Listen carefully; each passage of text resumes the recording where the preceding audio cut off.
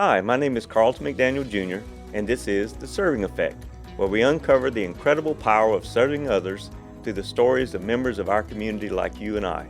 We will bring you inspiring stories of people and organizations who are transforming lives through acts of service, both big and small.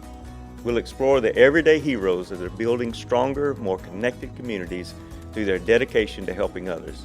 These stories remind us that each of us has the ability to create positive change and be a part of something greater than ourselves. So whether you're already actively serving your community or looking for inspiration to start, you're in the right place. So let's get started. Today we have Dena, who's a longtime friend and someone who serves our community in various many ways. So could you tell us a little bit about yourself and kind of where you started? Was there an event or something that kind of triggered your heart for serving the community? I would basically say that that came from my mother, probably. I know a lot of people's service starts in their family. She was the person that basically did everything for everybody. And I don't think she really thought of it as service or volunteering, but she was everywhere, right? And if somebody needed something, they would go to her. And we lived overseas most of my childhood. So she did not have a outside job, I guess. And so she was always in the PTA. She was always giving back to people. And I kind of just saw that and ran with it. So it was more a lifestyle. It It wasn't a commitment to was. one thing or another. It was just a Exactly. lifestyle. I really believe that so many times people look at it as something to check a box. It's like, oh, I need to put something on a resume. I need to say that I volunteered, or we grow up in school and it's something you do for projects or things like that, instead of it really being part of your life and part of just who you are and what you do. I know you like I do with my family. I think it's important to model that Mm, for my kid. So they, in turn, as they grow older, realize that there is time to serve. I think there that is. sometimes parents are so caught up in all that they're doing and taking care of family Mhm. that's never seen by their kids growing up. And Right. so I think it's really important for that to happen. In 2009, you started Alossi Spa. I And did. one of the things that I saw on your website was one of your goal was, and the ending thing was to foster wellness. Right. I think that's a lot deeper than you're selling a service or a product. Mhm. Tell me why that was important to you. I think it also goes back always to my mom in that it's not about you. I mean, I think growing up, we weren't really the people who got to be self centered, so to speak, like the generation is now. She wasn't always focused. And I don't mean this wrong on our needs, but we lived overseas and we traveled so much and we saw so much poverty. And I think that really impacted me throughout my whole life, which was, gosh, I am so blessed. Do I really have a lot to complain about? I feel like I remember spending a Christmas in Egypt, which sounds, oh my gosh, you've spent a Christmas in Egypt. And that is true. I was very blessed when that. But I just remember seeing so many kids who didn't have food. And she spent the whole time crying through the whole Christmas and everywhere we went until today. I feel like that still weighs on my brain. When I see kids without food, that's why I think I do a lot with Rita and Backpack Buddies and just Community of Hope in the food pantry and things like that. You just realize that I am so fortunate and I am so blessed that it really is my obligation to give back to people. And it has to come kind of internally from you, not because somebody told me I had to check a box or because I had to look good on a resume. It really should be something that you give as your purpose, right? That gives you purpose in life, I think, is serving others.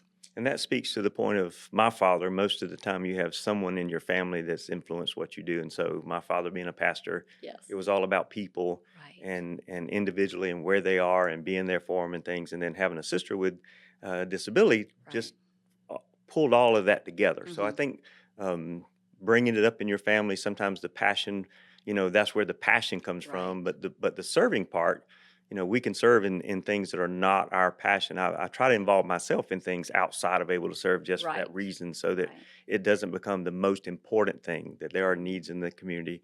And so I should be involving myself also in other things. Now, in 2020, you started an organization called Choose Local Small Y'all. Choose local and small, y'all. Yes. Yes. Classy is Yes. Thank yes, you. It's a yes, lot easier to yes, say. classy. And Yes. and so I think that came out of a need. But if would you tell me some of the what brought that about? What did you see, and what was the need, and how did you meet that need?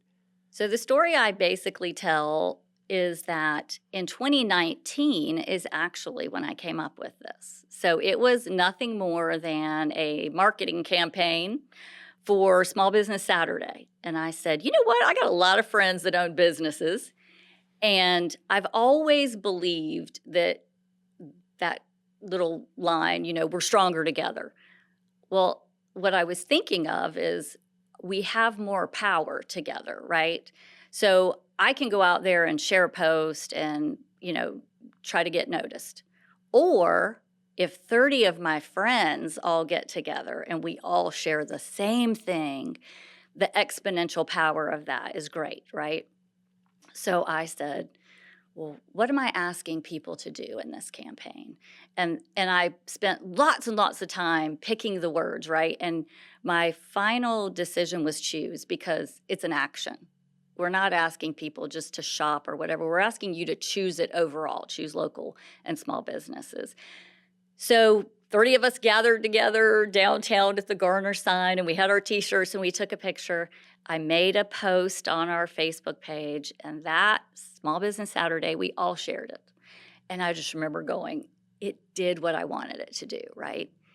It exponentially reached so many more people than if we'd have done it all by ourselves. And then I was like, okay, mission accomplished, it did what it did. And I thought, well, maybe we'll do something here and there. And then when COVID hit, I think God had put us together because he knew what we were going to face. And we were already a cohesive group, and it really just grew from there. It was one of those things where we were all standing around going, oh my goodness, what do we do? And nobody was telling us what we should do or how to fix this or what comes next. And I'm not really good at standing still or sitting back and doing nothing, Everybody who knows you knows that. right? I mean, I will do something even if it's not the best idea in the world. And so I thought, well, let's use this platform, right? Because I already felt like it was built for a bigger purpose. And so we started the cash mob movement. We started just trying things. And the beauty was, and I believe that this has been my maybe mission, is that I give people an opportunity to serve. And that's really what people want. Maybe not everybody can craft from the beginning a project or a plan or whatever. But if you put out there the need, people will show up. And that's what I think Choose Local did, is that at the time we gave people the ability to come help small businesses. And I was amazed that we would see the same families show up time after time to the cash mobs. They might not care one thing about what a product that business had, because it wasn't about the product that business had. It was about helping them survive some unprecedented situation. And it just warmed my heart time after time when I would see a mom bring her kid in, or they would say, what's the next location? And it just kind of took on this life of its own. And I think cash mobs kind of embodied the early beginnings of Choose Local and Small Y'all. And it was much more than some kind of small business alliance. It was really more a grassroots movement that had a much bigger purpose. I think what you spoke of, which resonates, is everybody was kind of at a standstill, Yes. and by giving an action word, choose, there Yes. was a gathering of people that Mhm. came together when there really wasn't anything else. There was a lot of Exactly. fear that how this There was going to was. shake out. It really brought to me, I think it brought a new awareness that small businesses. Are owned by my neighbors. They go to my church. They go, and I think we lose that sometimes We do. where smaller businesses don't get the press.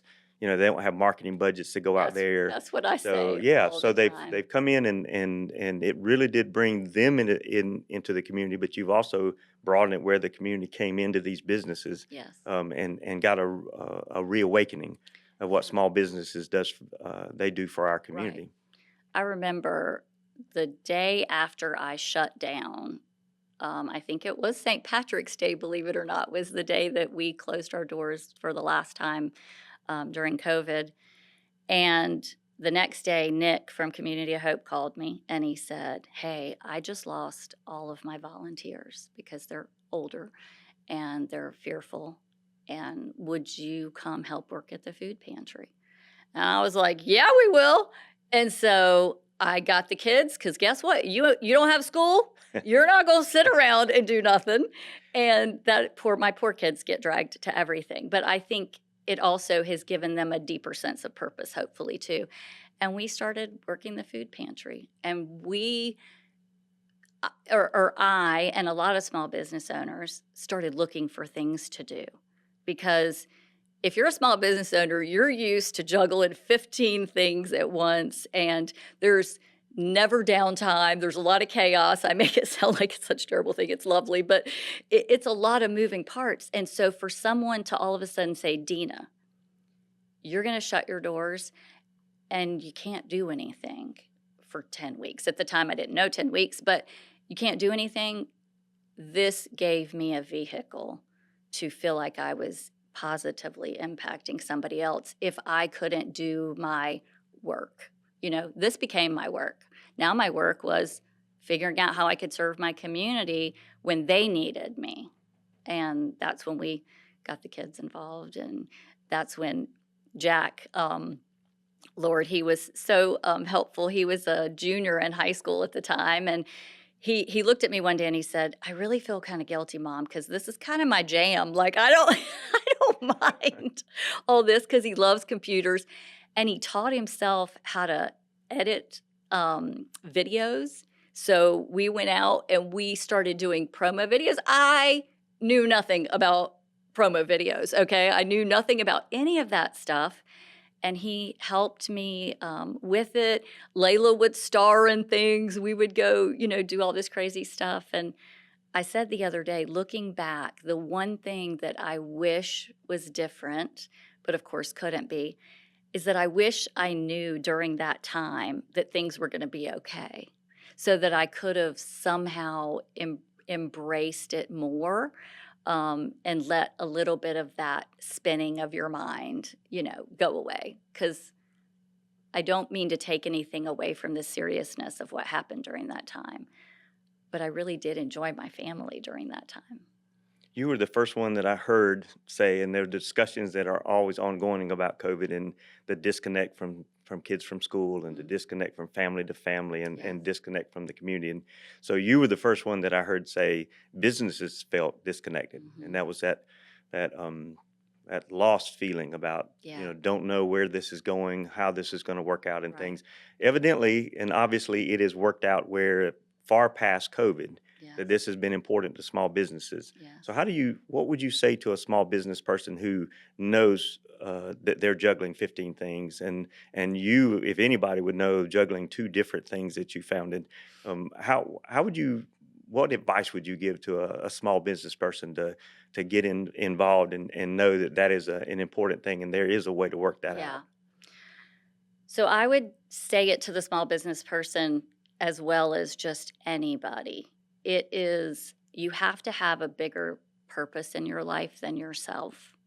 And serving really does that because what are we seeing now? People just seem to be more lost and miserable than ever, right? Everybody is so worried about themselves and introspection and just all of this kind of stuff. And I said this out of love, but it probably didn't sound this way to somebody the other day.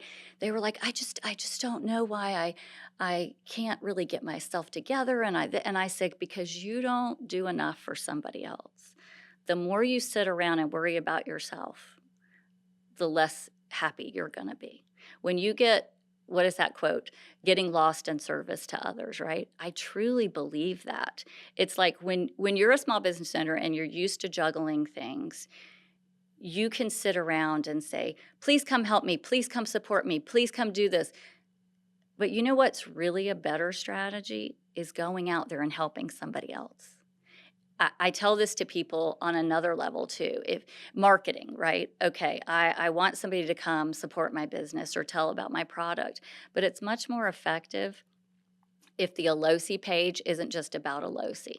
If I help use my platform to help others, right? If I on my platform talk about what Able to Serve is doing, or another friend of mine that has a business, it, that's what it's really about. And I think if people can get outside of that, they're going to have a lot more happiness and success in their life. Yeah, I think for Able to Serve, one of the main things that happened was we were the helping our folks become independent was a big thing, but it was almost as if there's another part, Hmm. and so that's been one of the keys to our success is that it was you do support an organization, but they're giving back, They and so are. not only our folks, individually, but the community seeing that they're a meaningful part. That's right. And so when you're supporting something, you're also supporting kids who are food insecure over the weekend. We're at, I don't know, somewhere north of 23,000 bags for Backpack It's Buddies now, amazing.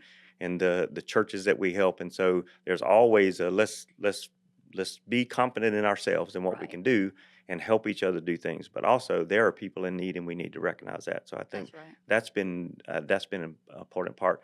Now, I shamelessly put Able to Serve in there, but you serve on several different things. I think you have one friend that ropes you into a lot of things. I'll go ahead and expose Rita. her. Yeah, Rita. Yes. Um, I think people sometimes get afraid to get roped into something.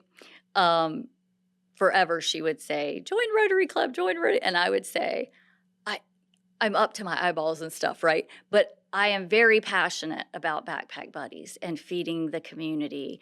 And I'll help you do anything you want with that. I'm not going to show up every single week to a lunch, but I will give it my all when it comes time to helping her with that mission.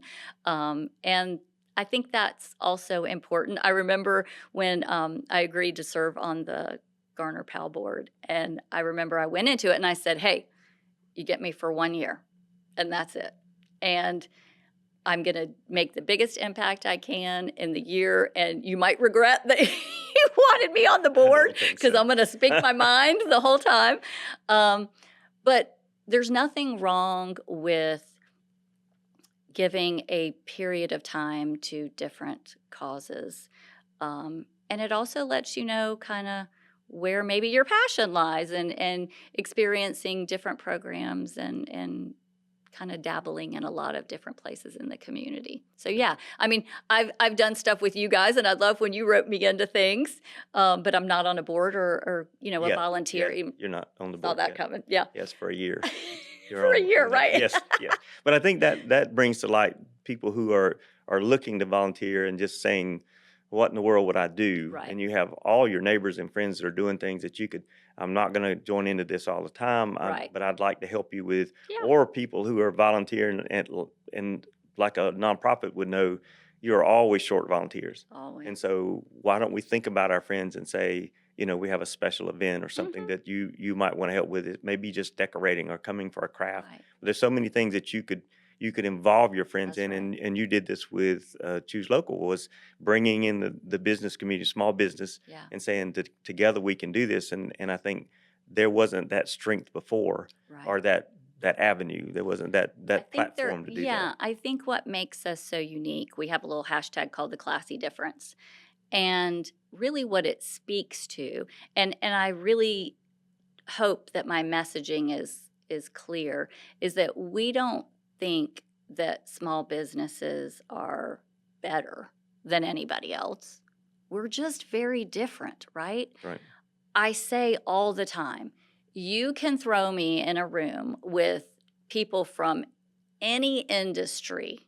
If you own that business and you started it from scratch, I'm going to bond with you over all the crazy things that we deal with, usually by ourselves, right? It's just this community of people. And same thing with nonprofits. When you were the one who convinced me to, to have nonprofits join our partnership, I I love that. remember that. I didn't bring it up, I but I was going mean, to really bring that up. That yeah, was a hurdle it was a at hurdle, first. wasn't it? Yes, yeah, it was a hurdle.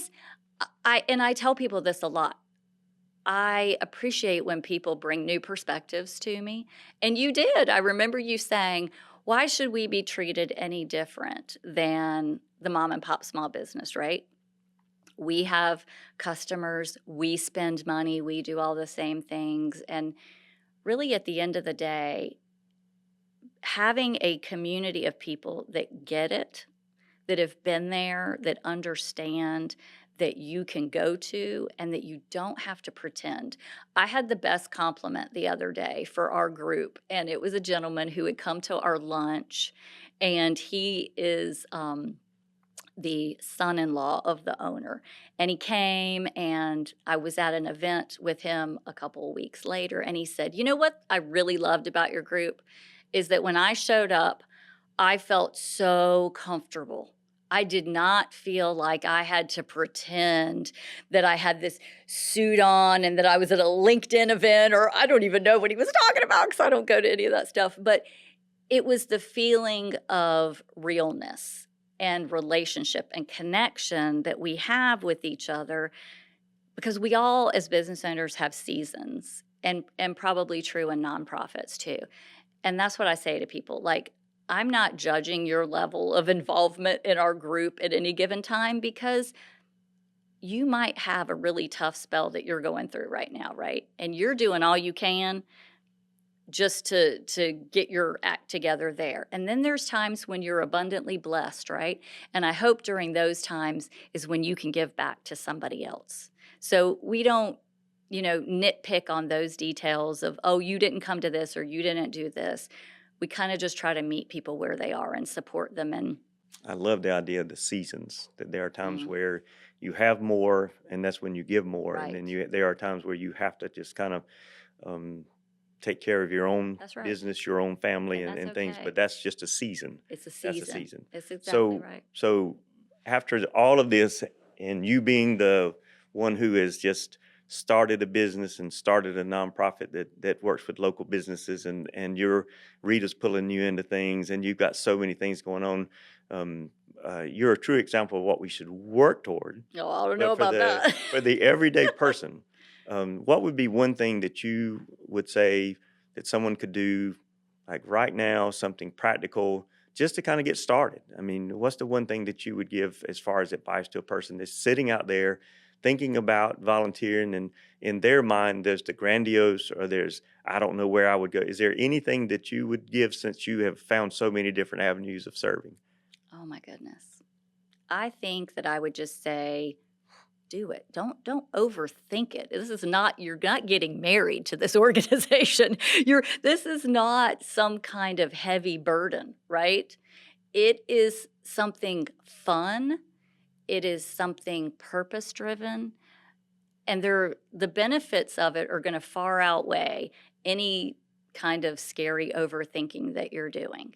You're going to build connections with people. At the end of the day, you're going to leave feeling good about yourself that you did something positive, but just being around other people and having a purpose, I think, is one of the best things that you can do in life. I know every time I go to Able to Serve and I'm there, I leave just feeling rejuvenated and rejoiced, and I think it's awesome. Yeah. And people should go ahead and do it. Don't What are you waiting on? And that's why the serving effect, it is something we say, big or small. Right. It doesn't really matter, but you're making a difference Mhm. in making your community better. Yeah. So not looking for always what's the biggest thing I can do, what can I No. do, and begin there. And I think that spurs you on and encourages you on Yes. as you get with other people who are serving. So And everybody has a time, talent, or treasure, right? Like I will say the other thing about Choose Local is when I say we give people opportunities. So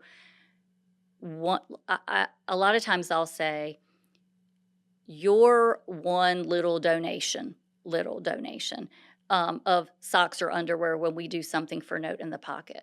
Yeah, maybe if you took 2 pairs of socks to them, that really didn't seem like all that much. But guess what? When our entire community fills up a car full of socks and underwears based on that one person bringing in 2 pairs of socks, it makes a huge difference. Right. And that, I think, is the beauty of what I'm trying to do at Choose Local, which is by saying, I'm not asking you to start a whole socks and underwear drive by yourself. I'm not asking you to do a can drive by yourself or a school supply drive by yourself. I'm just saying all you got to do is pick up a pair or 2 pair, because when everybody does that, it makes a gigantic impact in the end. So hopefully that takes the burden off of somebody to feel like it's an overwhelming task, right? Yeah. Well, this has been enjoyable. I have certainly enjoyed I'm so glad you this invited me. long-term friendship. That's right. But to hear all the different stories and things I didn't know, I did know that you traveled internationally, and think the world of your dad, Mike. Yeah. He's a good man. He is. He's a good man. He is a good So man. I know. I talked all about my mom. I didn't talk about my that's dad. okay. That's okay. He's a good man. You got to too. plug in there. That's there right. it is. Okay. Well, that brings us to the end of an inspiring episode of The Serving Effect. Remember, every act of service, no matter how small, has the power to create a positive change in our community. If today's story has moved you, I encourage you to share it with others who might need that spark of inspiration. Until next time, I'm Carlton McDaniel Jr. reminding you that we all have the power to make a difference. Thank you for listening, and don't forget, sometimes the greatest gift we can give is simply showing up for others. Thank you, Dena, Thank for you. being on our show today. Oh my goodness, I'm so glad you had me.